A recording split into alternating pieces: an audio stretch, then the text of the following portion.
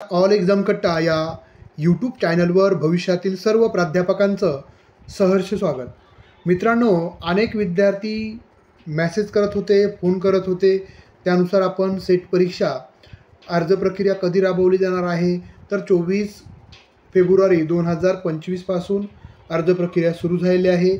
अर्ज प्रक्रिया ही 13 मार्च 2025 पर्यंत, म्हणजे आपल्याकडे आणखी 12 दिवस आहेत. आज 1 तारीख आहे, तर आपण लवकरात लवकर अर्ज प्रक्रिया पूर्ण करून घ्यावी. सामाजिक आरक्षण असेल, फीस असेल, त्यानंतर सेंटर निवडायचं असेल, परीक्षा केंद्र, तर ते व्यवस्थित निवडून घ्यावं. व्यवस्थित पद्धतीनं परीक्षा फॉर्म भरावा. जर परीक्षा फॉर्म भरत असताना काही अडचण आल्या तर आपल्या कॉल करू शकता 9689047738 या क्रमांकाला अधिकची माहिती घेऊ शकता. काही तुमचे डाऊट असतील तर तेही विचारू शकता.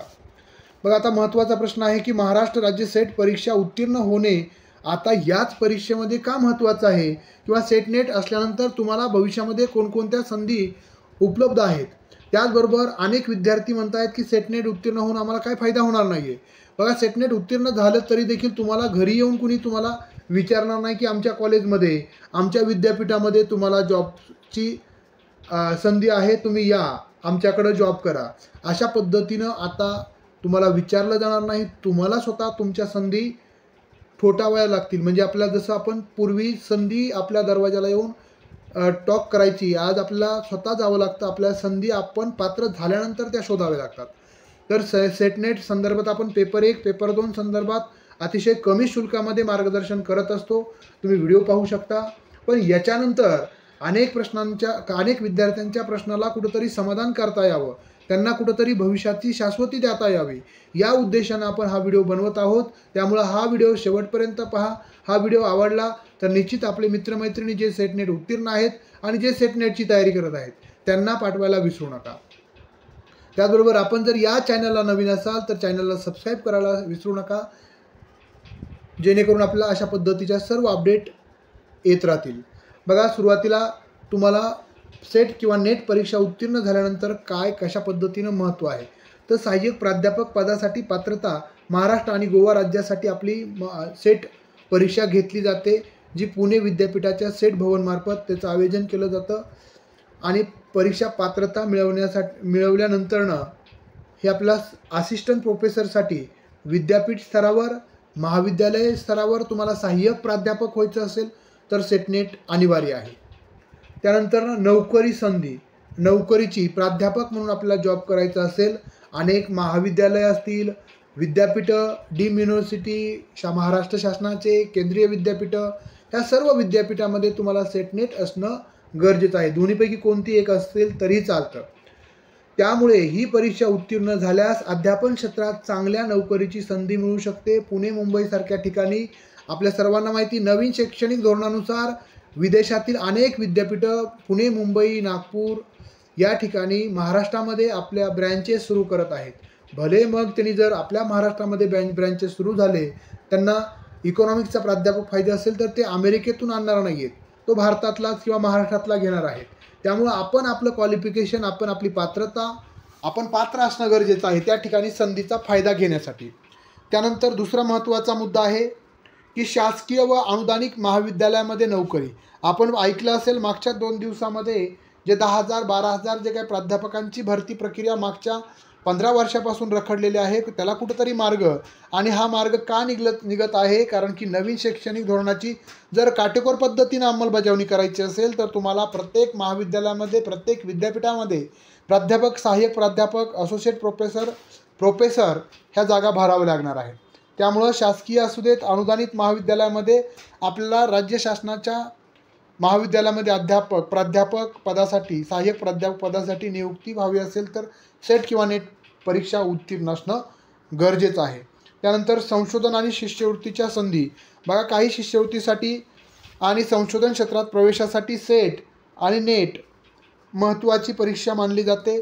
तुम्हाला नेटमार्फत GRF मिळालं, ज्युनियर रिसर्च फेलोशिप, तर तुम्हाला PhD साठीचा 5 वर्षाचं टायफन मिळतो. महाज्योती, सारथी, बार्टी याच देखील संस्था PhD स्तरावर तुमचा जर नंबर लागला तर तुम्हाला ह्या टायफन पुरवतात, जो 50,000 रुपये पर मंथ असतो, 5 वर्षासाठी असतो.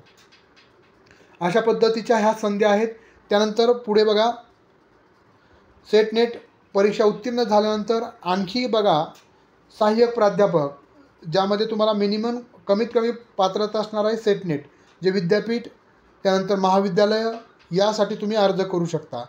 त्याच्याबरोबर GRF नेटमध्ये जर तुम्हाला चांगले मार्क मिळाले तर तुम्हाला ज्युनियर रिसर्च फेलोशिप मिळते, जे 5 वर्षासाठी असतं. कमीत कमी म्हणजे साधारणतः 48 ते 55 या 55,000 या म्हणजे पर मंथ या पद्धतीने तुम्हाला टायफंड मिळत असतो. त्यामुळं त्याचबरोबर संशोधन आणि PhDसाठी देखील नेट अनिवार्य केलेलं आहे. आतापर्यंत सेट नेट असणाऱ्यांना PhDमध्ये सूट होती, ती देखील भविष्यात लागू होणार आहे. त्यामुळे तुम्हाला सेट नेट उत्तीर्ण असणं गरजेचं आहे. PhD करायची असेल, ज्युनियर रिसर्च फेलोशिप घ्यायची असेल, संशोधन करायचं असेल, त्यासाठी आर्थिक सहाय्य देखील आपल्याला पर मंथ 50,000 सरासरी सांगतो मी, हे मिळतं 5 वर्षासाठी म्हणजे 60 महिन्यासाठी, म्हणजे जवळपास 30 लाख रुपये. त्यानंतर शासकीय व खाजगी महाविद्यालयामध्ये आपल्याला प्राध्यापक, सहाय्यक प्राध्यापक म्हणून जॉब करण्यासाठी शैक्षणिक संस्थांमध्ये आपण पाहिलं असेल जिल्हा परिषदचा देखील GR आहे. जर तुम्हाला केंद्रप्रमुख, उपशिक्षण अधिकारी, गट शिक्षण अधिकारी, शिक्षण अधिकारी अशा पद्धतीनं जर सेवांतर्गत बढती हवी असेल तर तुम्हाला देखील सेट नेट असणं गरजेचं आहे. त्यानंतर तुमच्या फील्डमध्ये विभाग प्रमुख, प्राध्यापक, सहयोगी प्राध्यापक, विद्यापीठ डीन अशा पदासाठी देखील तुम्हाला ही पात्रता अनिवार्य असणार आहे. त्याच्यानंतर आपल्याला माहीत आहे की MPSC अंतर्गत आणि UPSC अंतर्गत देखील शिक्षण सेवा सुरू होणार आहे.